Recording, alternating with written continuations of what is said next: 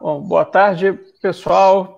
Bem-vindos aqui a mais uma live nossa sobre temas importantes aqui para o Brasil, onde aproveito também para apresentar alguns pré-candidatos do Novo. Nesse caso de hoje, 3 pré-candidatos à Câmara de Vereadores por Belo Horizonte. Eu sou Thiago Mitrô, deputado federal pelo Novo de Minas, e hoje estou acompanhado aqui da Eliane Turra, que vocês estão vendo aqui no cantinho superior.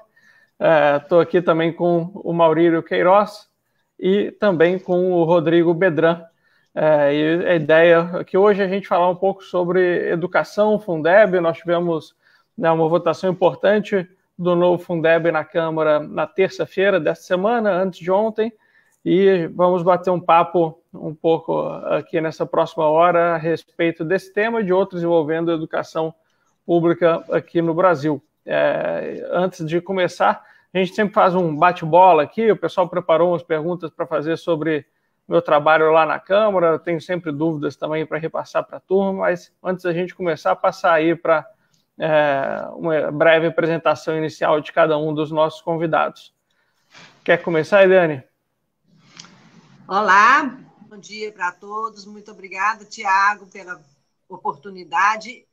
Meu nome é Eliane Turra, eu sou formada em Educação Física, fui professora das redes estadual e municipal de Belo Horizonte, fui conselheira municipal do Conselho Municipal de Educação de Belo Horizonte em 2 mandatos, e eu sempre digo que eu me aposentei na educação, mas a educação se aposentou em mim. E aí, hoje, eu estou nessa nova trincheira, né? Que a educação ela é uma luta para a gente ter a verdade. E, para mim, só a educação liberta. Nós precisamos resgatar a escola, a educação no Brasil. E, então, hoje eu sou conselheira do Conselho Estadual de Educação de Minas Gerais e pré-candidata a vereadora em BH pelo Novo. Obrigada. Legal, obrigado, Eliane, bem-vinda aí. Passar a bola agora para o Maurílio. Beleza, boa tarde, Thiago, boa tarde, Eliana, Rodrigo. Primeiramente, agradecer nessa oportunidade. Eu me chamo Maurílio Queiroz, por formação eu sou contador, também psicólogo e pós-graduado em psicopedagogia. E hoje eu estou presidente de uma cooperativa de motociclistas aqui de Belo Horizonte, que é a maior, aliás, a maior de Minas Gerais, uma das maiores do Brasil. A gente trabalha com delivery, né, um setor essencial nesse momento. E eu sou pré-candidato a vereador pelo Novo em Belo Horizonte. Também sou pai de autista, então eu trago comigo, além das bandeiras do Novo aqui em BH, a bandeira da inclusão, tanto na área social e econômica, através da cooperativa, e também da inclusão através de gerar melhores condições de vida para os autistas e para todos os deficientes da nossa cidade aqui de forma geral. E esse tema aí da educação muito interessa, a gente tem muita carência nesse setor em relação à inclusão social aqui em BH. Obrigado a todo mundo.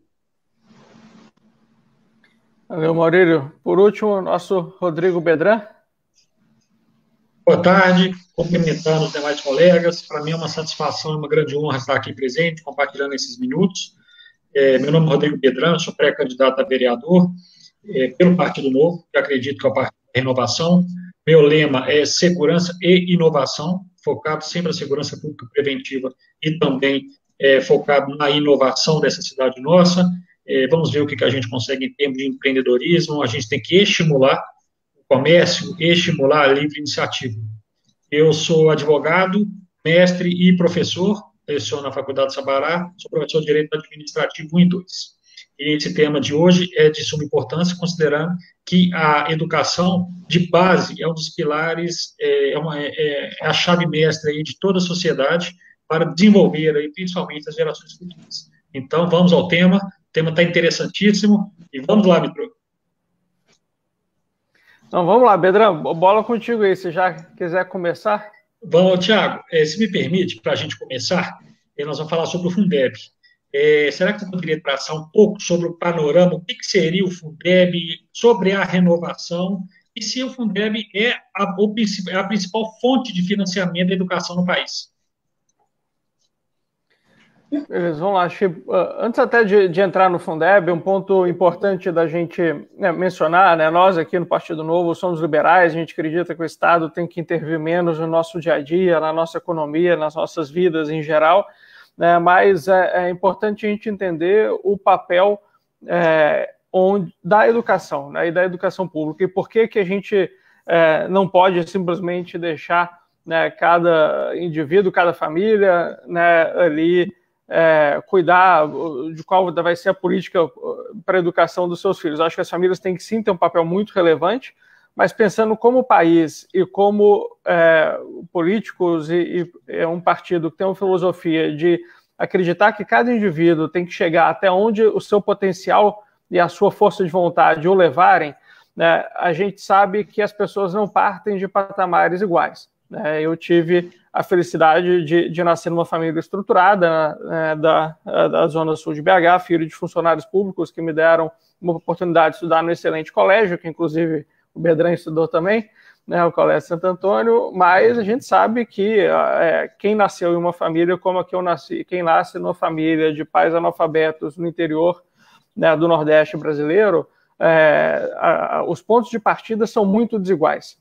Então, a educação é aquela peça-chave que vai permitir com que, independente de filho de quem você foi, de onde você nasceu, você possa, de fato, competir em condições iguais com as outras pessoas. É o que a gente chama de fornecer igualdade de oportunidades, né, para todos. Essa igualdade de oportunidades é uma igualdade que todos nós queremos ter. A igualdade entre todos os cidadãos a gente não almeja, cada um é um indivíduo diferente, tem objetivos diferentes de vida, e ambições diferentes. Agora, igualdade de oportunidades para que cada um de nós possa chegar tão longe quanto forem os nossos sonhos, a nossa força de vontade, a nossa capacidade, isso daí a gente tem que almejar sim, né? E um dos fatores fundamentais para isso é uma educação básica de qualidade.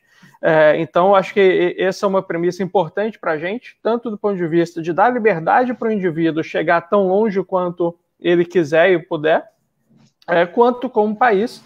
A gente só vai ter um país plenamente desenvolvido quando a gente tiver uma população, né, ali bem educada, com condições de entregar melhores índices de produtividade nas suas atividades para o país como um todo. Então, por isso que educação básica, né, é um tema tão importante para a gente aqui do Novo.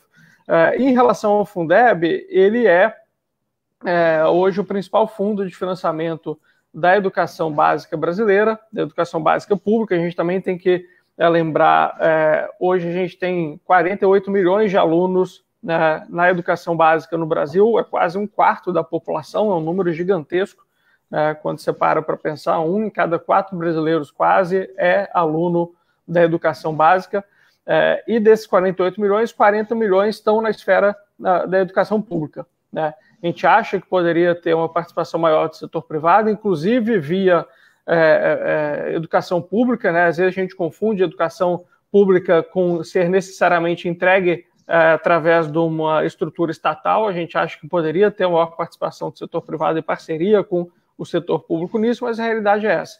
Então a gente não consegue mudar hoje a educação pública, a educação brasileira como um todo, sem mexer na educação pública, né? E em termos de financiamento da educação pública, hoje o Fundeb, como falei, é a principal fonte de financiamento dessa educação pública, mais da metade dos recursos que financia a educação pública brasileira hoje vem do Fundeb, e o Fundeb ele foi constituído como um fundo temporário que termina em 31 de dezembro deste ano de 2020. Então, como quase toda política pública temporária no Brasil, a gente não aproveitou a temporariedade dessa política pública para construir uma solução permanente. Então, se o Fundeb acabar no fim desse ano, você praticamente acaba com quase todo o financiamento da educação pública no Brasil. Então, ele precisa ser reformulado.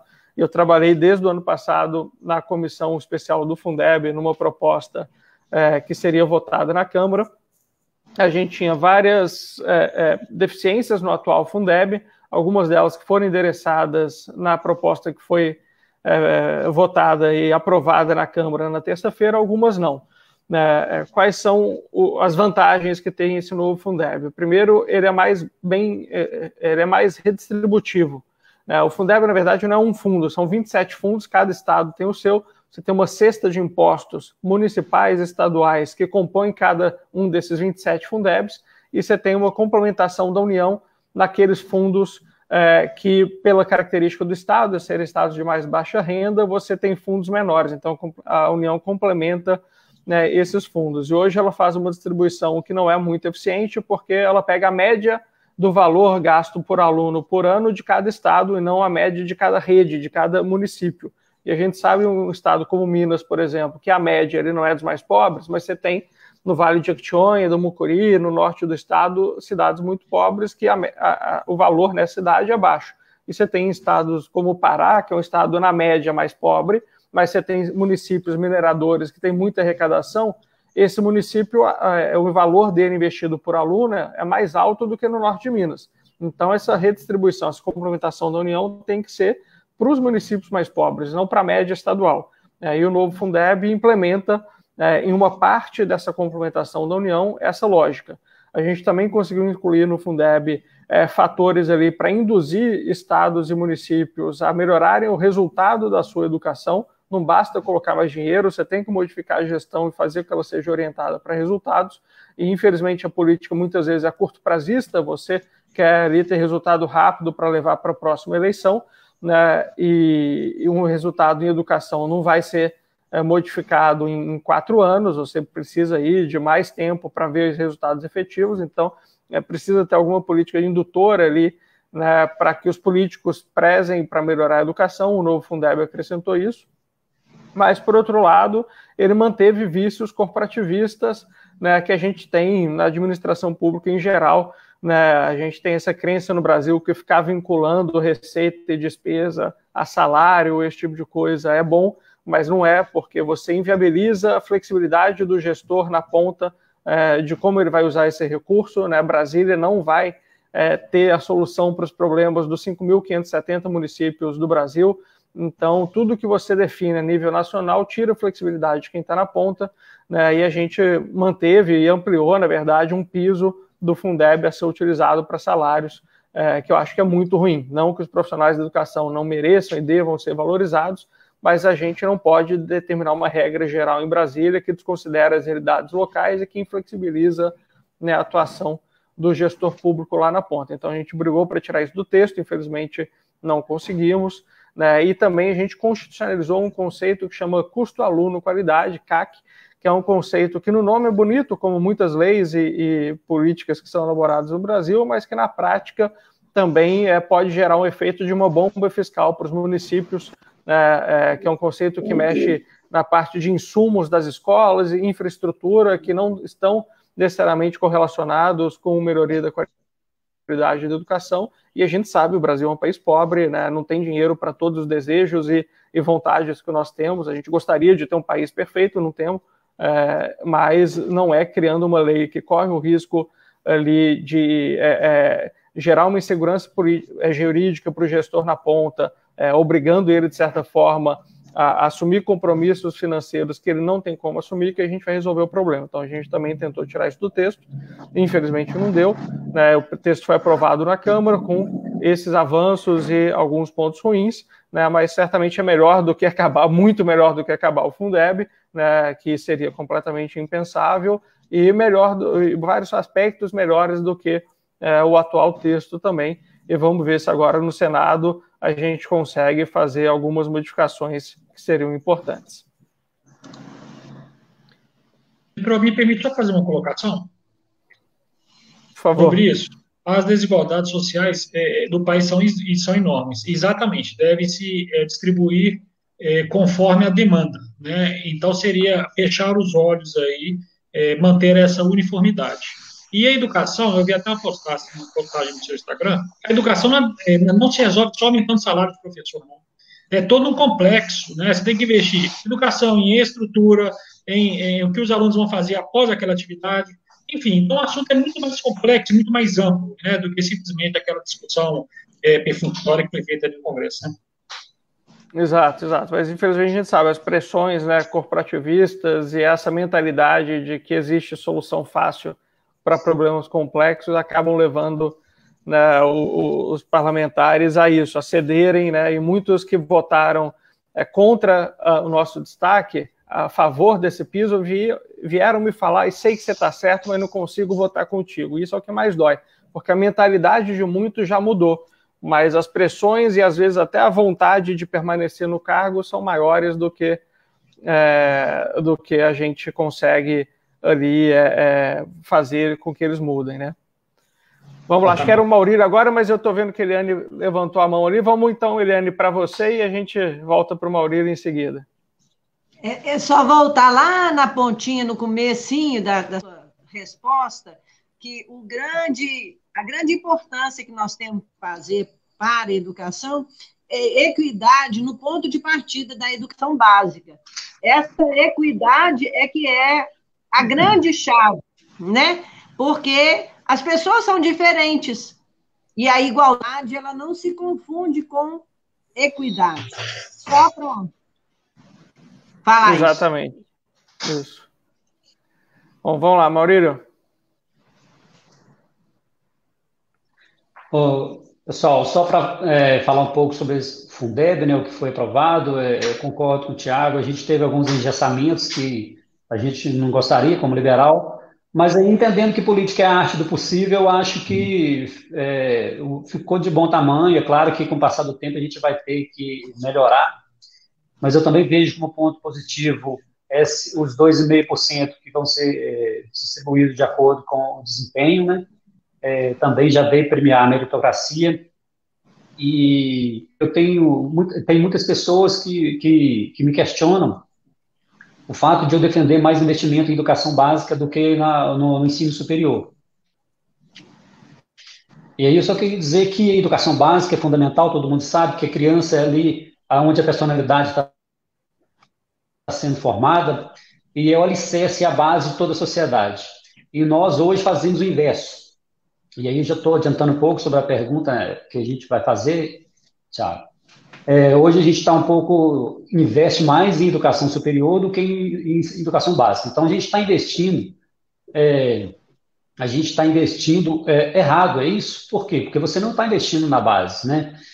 E além do ensino básico, do ensino básico ser ali um investimento maior na criança, ser a base da sociedade, nós temos lá no ensino básico muita gente na camada mais pobre da sociedade que tem menos recursos e que elas nem sequer chegam ao ensino superior. Então, como que essas pessoas vão chegar no mercado de trabalho se elas não têm um ensino básico de qualidade? Se você está investindo mais no superior em detrimento do ensino básico, elas vão chegar totalmente desqualificadas. Além disso, nós temos hoje na educação, na escola pública, a maioria absoluta, esmagadora, de pessoas na baixa renda. Porque quem pode pagar uma escola particular, na maioria das vezes, mesmo no ensino básico, não está na escola pública. Então, por esse motivo, a gente precisa defender o maior investimento na educação básica e inverter essa lógica, porque hoje a gente gasta, no ensino básico, a gente gasta 2,6 vezes a menos do que a média da OCDE. Enquanto no ensino superior, a gente gasta até mais do que a média da OCDE. Se a gente levar em conta que no nosso PIB a gente gasta 5,4% em média com educação, contra uma média de 4,8% da OCDE, ou seja, a gente gasta acima da média com educação, por que no ensino básico a gente gasta tão abaixo da média? Então, essa lógica, ela, na sua opinião, Tiago, eu queria que você falasse sobre isso para a gente. Nós estamos investindo errado? Que lógica é essa que a gente está usando hoje para fazer o investimento nosso em educação? Você concorda com essa lógica? Maurílio, acho que esse é um ponto importante, assim, né? E muitas vezes, de novo, a gente vê propostas fáceis para resolver problemas complexos, né? E tem acho que ele era jornalista, né? Um jornalista americano que já morreu faz muito tempo, que ele fala que para todo problema complexo existe uma solução simples e errada, né? E essa questão de distribuição de recursos é um problema complexo, muitas vezes discutindo com profissionais da educação, do ensino superior, vem com a solução fácil, que não, a gente precisa só de mais dinheiro, né? Olha, Mas quando você deposita, recursos são escassos, né? Os desejos e as necessidades de um país como o nosso são infinitos, e todo recurso, não existe dinheiro público, todo recurso público é oriundo de pagadores de impostos, né? E que já estão aqui no Brasil extremamente onerados com uma carga tributária bastante alta para o padrão do país, né? Então, toda vez que a gente amplia investimento no ensino superior, por exemplo, é uma escolha que se faz de que não vai colocar investimento em outra área. Eu concordo contigo que não faz sentido você deixar a educação básica de lado, investir muito na educação superior, porque os profissionais que vão chegar, os alunos que vão chegar no ensino superior, não vão estar preparados para poder estar focados naquilo que deveria ser o objetivo do ensino superior. Então, antes de mais nada, a gente tem que conseguir construir condições para que a educação básica cumpra o seu papel. Não é que não tem que ter ensino superior, que a gente não tem que investir em pesquisa de ponta aqui no Brasil, nem nada, mas você tem que fazer escolhas melhores do que eu acho que a gente fez. A gente fez nos últimos 20 anos programas muito acho que agressivos de expansão do ensino superior público no Brasil, que, a meu ver, não deveria ser a melhor forma da gente expandir, como teve o Reúne há 15 anos atrás, quase já, e que ficou pela metade, né? Eu sempre visitei, desde a época de faculdade, muitos campi de universidades públicas no Brasil, eu conheço mais de 50 campos de universidade pública no Brasil, alguns deles que funcionam dentro de universidades privadas, porque houve ali uma expansão das vagas, injetou dinheiro na universidade e ela não conseguiu construir, nem conseguiu construir o campus para receber os alunos, porque todos os problemas que a gente tem na gestão pública do Brasil deixaram as coisas pela metade, né? Então, eu acho que o ensino superior, uma vez que o aluno já está mais formado, né, já tem ali mais condição de tomar suas próprias decisões, inclusive de que se faz sentido para ele o ensino superior ou não, a gente tem que criar condições também para que o jovem que queira entre no mercado de trabalho através de ensino médio, técnico, profissional, que o dê condições de empregabilidade, né? O ensino superior não precisa ser para todo mundo, porque tem gente que pode querer outras opções, né? A gente vê na Alemanha, por exemplo, o ensino técnico médio é muito robusto e muitos optam por já ingressar no mercado de trabalho depois desse ensino técnico. Mas, enfim, aí voltando, então acho que, de fato, a gente tomou essas opções erradas. Eu acho que o ensino superior, ele politicamente dá mais capital político para quem decide investir nele, porque você abre vagas que ainda não existem, porque você constrói um campus que vai um monte de gente, né? Você está trabalhando já com adultos que são eleitores, né? Então, eu melhorar a qualidade da educação de um menino de 7, 8 anos, dificilmente dá voto, né? Agora, eu dar vaga na universidade para um jovem de 19, 20 anos, gratuita essa vaga, que obviamente está todo mundo pagando, aí eu consigo voto e status e tudo, né? Então, acho que a gente deve tratar o ensino superior de uma forma que também haja oportunidade para todos que queiram entrarem naquela profissão que ele escolha ter, mas principalmente através de parcerias com o setor privado, como o FIES e o ProUni, por exemplo, fazem, e também ampliando as fontes de financiamento do ensino superior público, como a gente vê no resto do mundo, né? O ensino superior público não precisa ser gratuito para todos. Eu mesmo venho de uma família que não é família rica, mas tinha condição de pagar uma universidade para mim.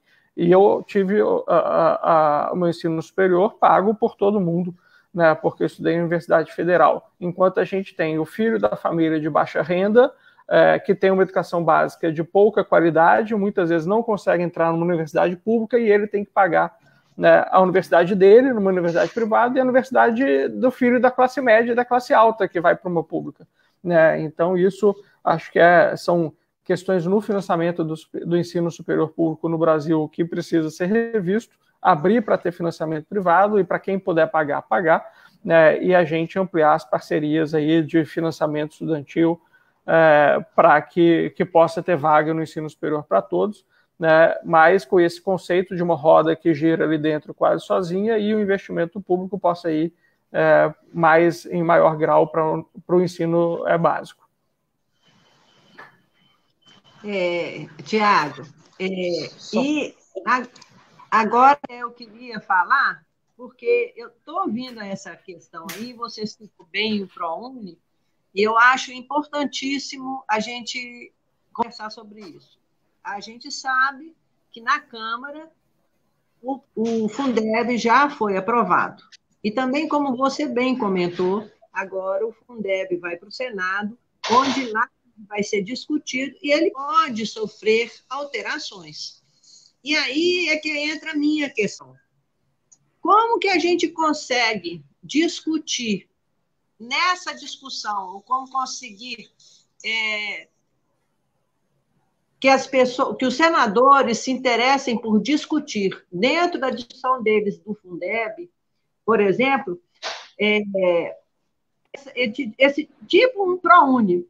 A gente sabe que o ProUni efetivamente é um voucher, né? Ele tem esse programa Universidade para Todos, mas ele é um voucher.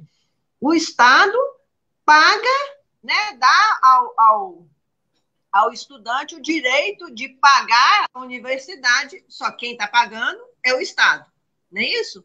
Então, o voucher, que é tão... tem tanta conotação negativa, ele já existe. Agora, vamos tentar ajustar esses vouchers dentro da discussão Fundeb para o ensino básico, que é o grande nó, né? Essa equidade de ponto de partida ela é fundamental. Então, às vezes, como nós conseguiríamos introduzir essa discussão dentro dessa discussão no Senado sobre o Fundeb? Exato, Eliane. Isso até é um ponto importante. Até vi uma pergunta aqui do Virgílio, né? Por que o Fundeb é uma emenda constitucional? Virgílio, a gente também não sabe, né? Assim, a gente tem no Brasil essa crença de que as coisas têm que ser colocadas todas à Constituição, né? Você tem artigos da Constituição que são completamente impensáveis, como, por exemplo, que o Colégio Dom Pedro II, no Rio de Janeiro, vai permanecer sobre a administração federal. Esse é um artigo da nossa Constituição. O Bedran é advogado, conhece ela melhor que eu, estudou isso mais aí do que eu na faculdade. E tem muita coisa que está lá e não precisava, né? A gente poderia ter o Fundeb como uma lei, né? Mas ele já estava na Constituição, né? Ele estava de uma forma temporária na Constituição e ia expirar, né? Então ele precisava de uma PEC também para entender o que ia fazer com esses artigos, essas previsões já constitucionais do atual Fundeb, né? Acho que talvez daqui a um tempo a gente consiga um dia dar uma enxugada na nossa Constituição, mas algumas coisas que a gente tem que debater lá na Câmara, ainda a gente tem que considerar o contexto atual e não o que seria ideal, a nosso ver, né? Mas aí, Eliane, então você tem uma parte do Fundeb que está na Constituição, né, e que foi essa PEC aprovada na Câmara, que vai para o Senado agora, está uma parte que é uma lei complementar que regulamenta o funcionamento do Fundeb. A atual lei complementar proíbe, né, a utilização do Fundeb para parcerias com a iniciativa privada, né, como um programa de voucher ou de charter, né? Quando você vai estudar o que acontece no mundo, então um programa, é até bom diferenciar o que é um programa de charter ou escolas conveniadas. O poder público ele faz uma parceria com uma organização privada, né, que inclusive já está previsto na nossa Constituição, no artigo 213, já prevê que o poder público pode fazer parcerias com escolas, lá no caso eles colocam confessionais e filantrópicas, né? O Brasil tem esse preconceito com o privado, especialmente com o que tem lucro, como se isso fosse um mal, né? Então a Constituição já prevê que o gestor público poderia ter esse regime híbrido de ter educação pública entregue com a própria estrutura estatal ou educação pública entregue através de uma parceria com uma escola confessional ou filantrópica, né? Só que a lei de regulamentação do Fundeb proibiu, né, que o Fundeb fosse utilizado para essas parcerias com a iniciativa privada. E você tem hoje municípios como Porto Alegre, que faz parcerias com a iniciativa privada, especialmente em áreas mais carentes, com escolas comunitárias, hoje tem limitado essa parceria com essas escolas porque não pode utilizar o Fundeb para tal, né? Então, a gente precisa agora, na lei de regulamentação do Fundeb, que vai começar a ser discutida tão logo a PEC seja aprovada no Senado e promulgada, para que não se renove essa proibição e a gente possa ter cada gestor público vendo o que faz mais sentido para ele. Né? E a gente vê, né, isso é comum, as pessoas confundem o público com a necessidade de ser estatal. Na saúde, por exemplo, você tem hospitais privados, filantrópicos, atendendo pacientes da rede pública através do SUS. O SUS não é um programa só que atende pacientes com estrutura estatal. Você tem estrutura privada atendendo o SUS. Quando a gente fala de transporte público, em BH, em qualquer cidade, o nome por si só já é transporte público, mas ele é entregue a uma concessão de uma empresa privada que entrega o serviço. Né? Então, por que nós não podemos fazer parcerias com iniciativa privada para também fornecer educação pública, né, para os jovens de baixa renda e quem quer que precise do setor de uma educação pública no Brasil? É puro preconceito, né, com a iniciativa privada. E a gente tem muitas escolas privadas excelentes no Brasil e acho que a gente precisa poder testar isso, que do jeito que está a legislação você não pode nem testar, né, para que daí possa contrapor e ter estudos no Brasil sobre a efetividade dessa política pública ou não. Né? Quando você não testa, você fica refém do que está acontecendo em outros lugares do mundo e que você não consegue traduzir aqui para o Brasil como que essas iniciativas, seja das escolas conveniadas ou de bolsas de estudos, se traduziriam na prática aqui no país. Muito bom saber que, pelo menos nessa questão da lei complementar, né, essa discussão ela ainda vai acontecer. E aí a gente tem que estar acompanhando para exatamente tirar essa proibição, né? Já que tirar esse estigma da palavra voucher, né? Porque o ProUni é um voucher, não é outra coisa, né? E ninguém acha que o ProUni seja um programa ruim, né? Então, nós precisamos desestigmatizar a palavra voucher. Tá ótimo, obrigada, Tiago. Exato. E aí um outro ponto assim, em relação a essa questão de voucher, de bolsa, né, que acho que é importante entender, nós não estamos privatizando a educação, nós não estamos dizendo que o aluno de baixa renda vai ter que pagar pela escola, nós estamos mudando a forma como o ensino público é entregue. E a gente tem sim que valorizar, acho que é importante aqui, também surgiu um comentário perguntando por que eu votei contra a educação. Eu não votei contra a educação, né?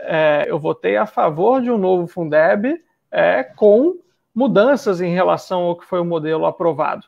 Né? Quando a gente defende um novo modelo de relação do servidor com o Estado, quando a gente, na reforma administrativa, um modelo que não engesse, né, ali as finanças e a flexibilidade do gestor, a gente está pensando no objeto da política pública, que é o cidadão. Né? No caso da educação básica, é o jovem, é a criança, e a gente tem que entender como melhorar a oferta desse serviço para esse cidadão. Né? E sem preconceito, sem estigmatizações, nem de um lado nem do outro, para ver o que funciona. Né? Então, acho que esse que é o nosso ideal e pelo que a gente tem trabalhado dentro lá da Câmara. Deixa eu passar a bola de volta aqui para vocês agora. Nesse contexto, né, cada um aí tendo, talvez tenha, né, a Adriana foi professora aí a vida toda, o Bedran advogado e tudo, cada um tem uma visão diferente, mas queria entender, dentro do que hoje nós temos na educação em BH e do que vocês estão estudando e querem propor para a cidade, o que vocês acham que dá para a gente fazer de diferente com mais aí vereadores do Novo, se a gente conquistar essas posições a partir do ano que vem. Fazer o inverso agora, começar da Eliane, daí Maurílio e volta para o Bedran. Eu acho que nós temos que fazer um diagnóstico muito... Eu acho que ouvir e fazer um diagnóstico do que precisa, o que sentem, que transmitem os pais responsáveis sobre a necessidade dos filhos na escola pública. Através da participação dos pais. É fundamental que os pais entrem para as escolas. Aliás, eu conversava outro dia com uma pessoa, acho que haverá uma migração por causa dessa pandemia, né? Uma migração muito grande de alunos das escolas particulares para as escolas públicas, porque os pais empobreceram. E esses pais, na maioria das vezes, eles entendem perfeitamente a importância da educação para a vida dos filhos deles. E eu acredito que eles vão querer acompanhar mais de perto, e acompanhar no sentido, assim, de participar, de ir à escola, de fazer trabalho voluntário, de participação em eventos da escola. E isso, eu acho que vai fazer um up, né, na educação municipal, na educação pública. Uma das coisas que eu gostaria muito, eu até ouvi outro dia uma pessoa falando sobre agora, essas plataformas digitais, né? É claro que as plataformas digitais, a tecnologia, ela é uma ferramenta hoje indispensável. Não é para substituir a escola, não é para substituir os pais, os professores, mas ela precisa ser usada porque ela ajuda. E muitas vezes nem os professores e muitos pais não têm qualificação e entendimento necessário. Uma das ideias que eu tive é fazer um projeto de alfabetização digital dentro das escolas para os pais, não para os filhos. A alfabetização digital para os pais dos alunos de uma determinada, daquela escola pública que vai ser atendida ali. É uma ideia. Fazer um diagnóstico através de uma escutativa da educação, né? Como as coisas estão funcionando, porque há uma dificuldade, às vezes, de conciliar horário dos pais, dos professores, para que haja esse encontro, viabilizar esse encontro dos pais. E tem uma coisa que eu acho muito importante, nós hoje estamos vivendo num mundo em que descobrimos, né? Tem crianças obesas, crianças diabéticas, crianças celíacas, com algumas deficiências nutricionais, e que elas são específicas dentro das escolas. Uma das ideias que eu pensei e quando você está na escola e faz merenda da escola, as cantineiras, elas não fazem a refeição pensando nas exceções, e nem podem, né? Elas pensam na maioria, mas as exceções existem. Então, a ideia que eu pensei foi fazer uma central de alimentação, claro que é um projeto piloto, para que uma empresa terceirizada, com devida concorrência, etc., ela vai fornecer a alimentação para as escolas e fazendo, inclusive, por exemplo, uma escola tem 500 alunos, ela tem 10 que são obesos, 10 que são hipertensos, um celíaco, um que é diabético. Ok, insulino dependente, por exemplo. Aí a escola vai fazer essa central de alimentação, ela vai fazer os kits específicos. Essa escola ela tem um celíaco, ela tem 10 diabéticos, ela tem, de acordo com o público dado. Essas são algumas das ideias que eu pretendo colocar para as pessoas. Ok? Bom, bacana. Obrigado aí, Eliane. Vamos lá para o Maurílio. Então, pessoal, dentro dessa questão da educação, eu acho que nós temos muitas carências em Belo Horizonte, assim como a maioria das cidades, né, do Brasil. Nós somos um país pobre, mas aqui em Belo Horizonte, nós temos alguns problemas, por exemplo, com relação às UMEIs. As UMEIs, que eram escolas que vários tinham escolas em tempo integral, hoje praticamente não existe em Belo Horizonte. Todos foram transformados em apenas um horário reduzido, né, meio horário, e muitos pais dependiam disso, desses um mês, para poder trabalhar, para poder exercer sua atividade, gerar renda. Isso está muito prejudicado hoje em BH. Outro problema que nós temos hoje em BH, eu acho que BH está muito atrasada na questão digital. Então, obviamente que a educação digital, ela não vai substituir a presencial, principalmente, na minha opinião, nas crianças com uma idade menor, né? Porque elas não veem o computador como uma ferramenta de trabalho, de educação, vem mais como um brinquedo, e aí é mais difícil. Mas elas sim têm que ser utilizadas na medida do possível, e alguns conteúdos elas podem ser repassados com complementação. Então, hoje em Belo Horizonte, nós temos uma visão muito atrasada da atual gestão, que a educação, que o digital é uma coisa que não se pode utilizar. Mas o principal que eu vejo aqui, que será uma das minhas bandeiras, é em relação à inclusão. Hoje nós temos em Belo Horizonte uma deficiência muito grande na questão da inclusão social. Por exemplo, na questão que eu vou falar de prática, que é em relação ao autismo, nós temos na escola pública, o autista tem direito a um monitor para acompanhar o aluno, né? Então, esse monitor, normalmente o ano letivo começa em fevereiro, esse monitor só chega em abril. E aí, quando é maio, esse monitor é substituído. Todo mundo sabe que o autista, ele tem uma séria restrição, né, a intolerância à questão da quebra da rotina. Isso aí já bagunçou todo o primeiro semestre dele, só nesse caso aí. Essa é apenas uma das questões. Outra questão é que os professores não estão preparados para lidar com os nossos alunos autistas e com outras deficiências. Eles não têm formação adequada, não são capacitados. Aí não estou falando mal do professor, estou falando que precisa existir uma política de capacitação para isso. Nós temos aqui escolas hoje, por exemplo, que tem 20 alunos na sala e um é deficiente ou autista, por exemplo. O professor, quando vai tirar, por exemplo, cópia de uma atividade para fazer, já só tira 19, ele nem considera o autista. O autista, por exemplo, ele não tem deficiência cognitiva, né? Ele é plenamente capaz de realizar as atividades e ser incluído.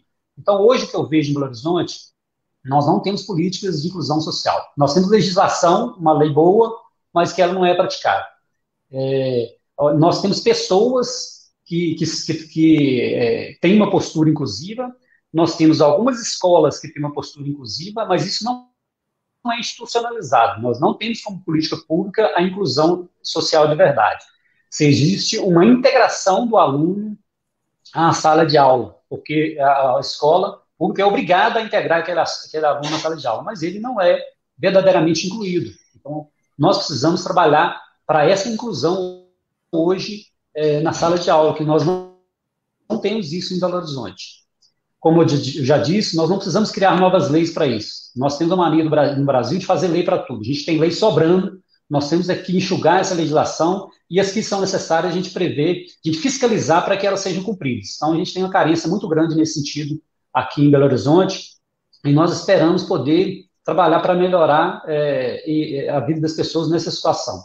Uma outra questão seria criar escolas referências, se a gente não conseguir fazer em cada bairro, fazer em cada regional, né? Escola referências na questão da inclusão, eu estou falando. Então, essas são algumas ideias que a gente ainda vai amadurecer para tentar implantar e melhorar a vida das pessoas deficientes aqui em Belo Horizonte. Beleza, obrigado, Maurílio. Vamos lá para o Bedran agora.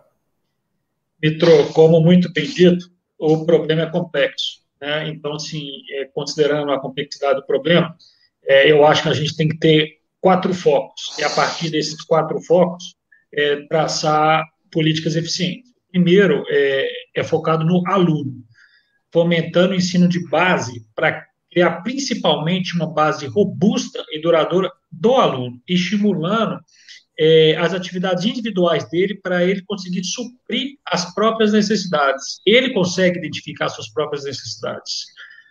O segundo foco seria nas escolas. Como? Destinando recursos nos aparelhamentos delas, nas estruturas físicas e também no aparelhamento, inclusive digital.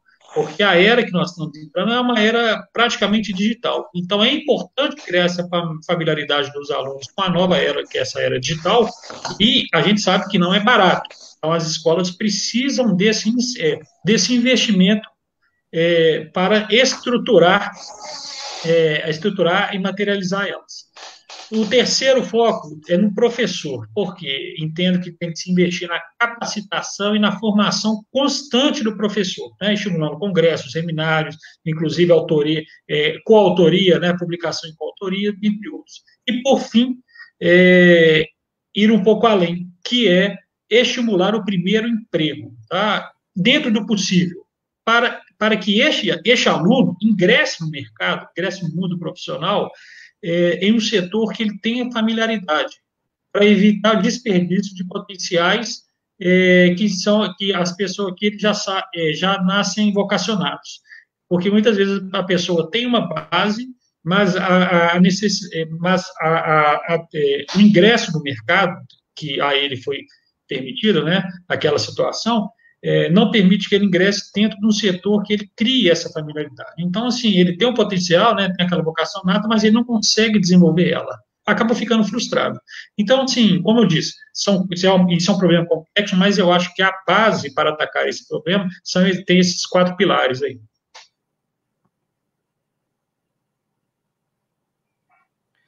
Muito bacana, pessoal. Se puder adicionar 2 pontos aí que acho que são muito importantes, né? Primeiro, a gente precisa também trabalhar com a questão da pré-escola e creche, né? BH tem até uma cobertura comparada com o Brasil acima da média, né? A média do Brasil aqui, os números do Observatório da Criança de 84% para a escola de 3 a 6 anos, né, e BH está em 94% quase. Então, a gente está acima da média, mas é algo que a gente precisa estar mais próximo ainda do 100%. Né? De 0 a 3 anos também muito importante a gente conseguir ter as creches, lembrando que tem um efeito duplo, você ter pré-escola e creche. O primeiro é que é uma fase da vida da criança que ela forma as conexões cerebrais dela e é essencial ela ter ali um cuidado nessa fase para que ela possa desenvolver o seu cérebro e condições que vão melhorar a sua capacidade de aprendizagem depois. Então, o trabalho na creche, na pré-escola é muito importante por conta disso, e também é importante por um outro aspecto, né, que é o aspecto de permitir com que as mães ingressem no mercado de trabalho. A gente sabe que tem essa cultura no Brasil, e durante um tempo é importante, de fato, uma atenção maior da mãe, mas depois de determinado tempo, né, você pode colocar a criança numa creche, na pré-escola, e a mãe ter a disponibilidade de ingressar no mercado de trabalho, ampliando ali também a renda da família, né? Então, acho que esse é um tema muito importante. Um outro tema importante também, a gente trabalhar, inclusive, em parceria com o governo do estado, de municipalizar, né, o que ainda tem de ensino fundamental do estado em BH. Né? A gente acredita que quanto mais na ponta tiver a educação básica, melhor. Né? O Brasil já tem uma política de municipalização de ensino fundamental que ainda, em Minas, ainda não está tão perto assim da gente conseguir municipalizar o ensino fundamental para deixar o estado focado no médio. Né, e acho que poderia ser uma bandeira importante também a gente trazer o que tem dentro de BH de ensino fundamental do estado para dentro da rede da prefeitura também. Eu vi que Eliane queria fazer alguma colocação, e aí aproveito também, Eliane, só a gente está nos últimos 10 minutinhos aqui da live, para aproveitar e fazer uma rodada da sua contribuição e colocações finais de cada um aí também, para a gente caminhar para a conclusão. Então, diga lá, Eliane. Porque a questão do ensino médio, que é onde surge a possibilidade do primeiro emprego, não está no âmbito da escola, do nosso sistema municipal de Belo Horizonte, né? E eu vou fazer, então, uma última pergunta, que é nas discussões das câmaras, agora vai ser quando for na complementação, né? Como que a gente vai tentar incluir a autonomia dos municípios para decidirem sobre as suas próprias políticas públicas, né? A gente fala tanto que o município é onde mora o cidadão. Ele é que sabe as necessidades e o que ele precisa oferecer, né? Então, eu queria discutir sobre isso também. Eu queria agradecer muito a oportunidade. É ótimo a gente conversar sobre educação. É uma coisa que mexe comigo. Educação é o meu mote. Muito obrigada. Muito bom, obrigado você, Eliane. Vou passar para o Maurílio e na minha conclusão eu falo a respeito aí do que você perguntou também. Então, pessoal, eu espero que a gente tenha muitos vereadores do Novo no próximo mandato, para que a gente possa realmente mudar a cara da nossa cidade. Hoje a gente tem uma cidade que eu acho que ela está com um viés assim, muito atrasado em relação a vários assuntos, e a minha contribuição ela será mais, além das bandeiras do Novo, obviamente, que é no combate ao privilégio e corrupção, principalmente. Nós temos que avançar na questão econômica, porque sem dinheiro também a gente não vai resolver nada. Então, a gente tem que valorizar o empreendedor, dar liberdade para pessoas trabalharem, empreender, e a questão da educação, da inclusão social. Quando eu digo inclusão social, não é apenas pela educação, mas também a questão econômica, né? Eu acredito muito numa economia assim, cooperativa, né, colaborativa, e uma educação com mais inclusão social. Então, nós precisamos trabalhar essas questões em BH, porque a educação é a base de tudo. Nós precisamos trabalhar essa educação e a inclusão social através da economia também. Eu espero que a gente tenha condições de fazer no próximo mandato aqui em Belo Horizonte. Beleza, obrigado, Maurílio e Bedran. Eu entendo que nós estamos vivendo vários fisiologismos partidários aí. A gente percebe que os partidos políticos, eles não interessam, eles não estão mais visando o interesse do povo, os eleitores deles, interesses próprios. Isso está muito feio, isso está generalizado, isso gera uma insatisfação das pessoas de maneira geral, inclusive a minha insatisfação. Tanto é que eu nunca me imaginei como pré-candidato a vereador.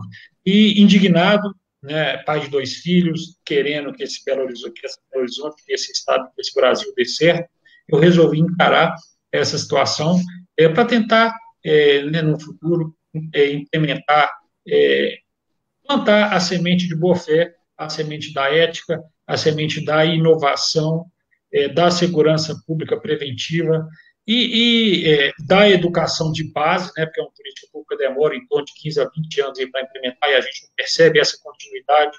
Então, assim, nós temos tudo para levar o país para boas mãos, mas a gente tem que agir, né? E acho que nós estamos passando por uma renovação e o futuro muito promete. As pessoas de bem elas estão acordando e tenho certeza que com muito trabalho esse Brasil nosso vai voltar nos eixos. Eu te agradecer aí, Tiago, pela oportunidade.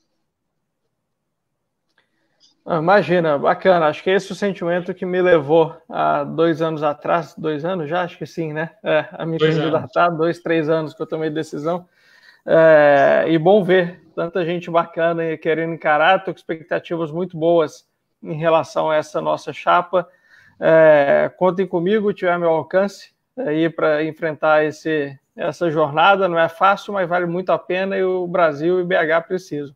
Acho que eu só esqueci de comentar antes em relação ao que Eliane falou. Nosso objetivo é deixar as coisas cada vez mais na ponta, de fato, né? Hoje a gente centraliza muitas coisas em Brasília, acredita que os 513 deputados, 81 senadores são seres iluminados que entendem a realidade de cada um dos 5.570 municípios brasileiros. A gente sabe que não é bem assim, né? Então, parte do que a gente tem buscado fazer é dar mais autonomia para a ponta. Óbvio que tem questões complexas aí de revisão de pacto federativo, reforma tributária, né? Em educação, a gente tem uma base nacional curricular comum que foi importante, mas que acho que é um pouco mais robusta e inchada do que talvez precisasse, mas já está na mão dos municípios construírem os seus currículos com base né, nessa base e tenho certeza aí que os vereadores do Novo que forem eleitos, estiverem lá na Câmara do ano que vem, vão ter um olhar especial para isso aí também. Então, obrigado a todos, sucesso, contem comigo e uma boa tarde aqui a todos que nos acompanharam também. Sigam nossos 3 pré-candidatos nas suas redes sociais para que vocês possam saber o que eles têm aí de propostas e de ideias para BH também. Tá certo? Obrigado, gente. Maravilha, muito obrigado. Fiquem com Deus. Obrigado. Muito obrigado. Boa tarde a todos. Boa tarde.